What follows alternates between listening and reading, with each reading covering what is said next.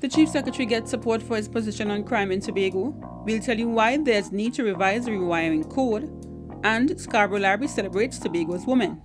Info Update, bringing you the latest news, views and reviews, along with responses, comments and events affecting you. Brought to you by the Information Division of the Tobago House of Assembly. The former National Security Minister has come out in defense of Tobago's image as a relatively crime-free destination. Gary Griffith today lent his support to the Chief Secretary's position that Tobago is not plagued by crime. The Tobago House of Assembly has had to defend this island's image following statements by the Minister of Tobago Development, Dr. Delmon Baker, that you're more likely to be shot dead in Tobago than in Trinidad. In a letter to the editor, Mr. Griffith pointed out that police reports showed tourist-related crimes in Tobago had decreased by over 70%. The numbers also show that serious crimes are down by 40%, while the crime detection rate here is much lower than Trinidad's. That is, it has increased to over 30%.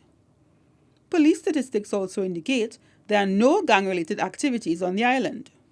The former National Security Minister warned against the politicization of crime, pointing out that Dr. Baker's statements have done nothing but paint a misleading picture of the island. He, like Mr. London, believes this causes irreparable damage to the reputation of Tobago and affects this island's tourist industry.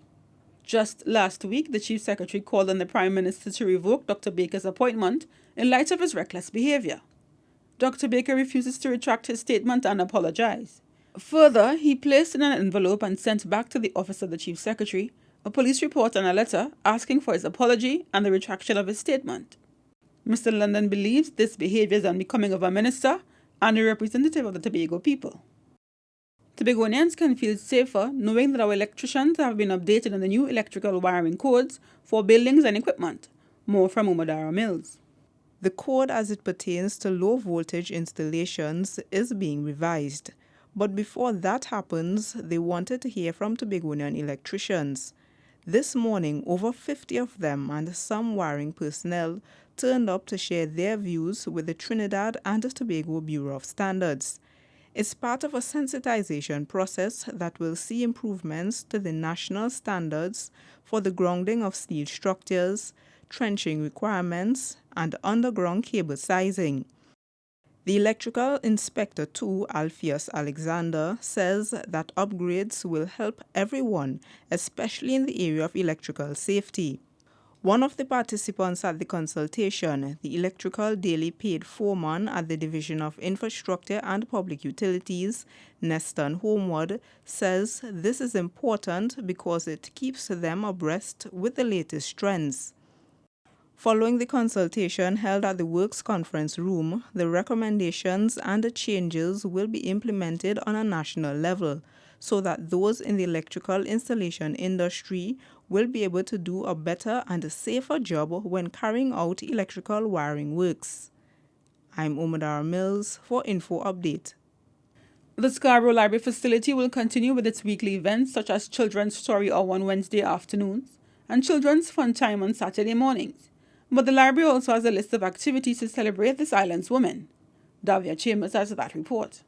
The Scarborough Library facility has planned a series of events designed to motivate and empower women and young girls.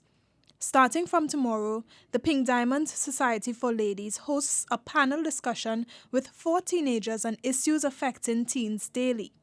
The theme is, Why Can't I Make It Happen?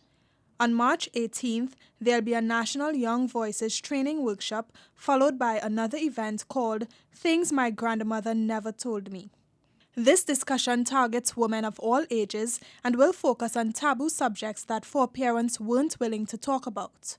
The series of discussions will end on March 26th with another workshop. This one is titled, How Do I Make It Happen? And will celebrate some of Tobago's successful females. I'm Davia Chambers for Info Update. That's it from all of us at the Department of Information. I'm Lois Vincent and you've been listening to Info Update.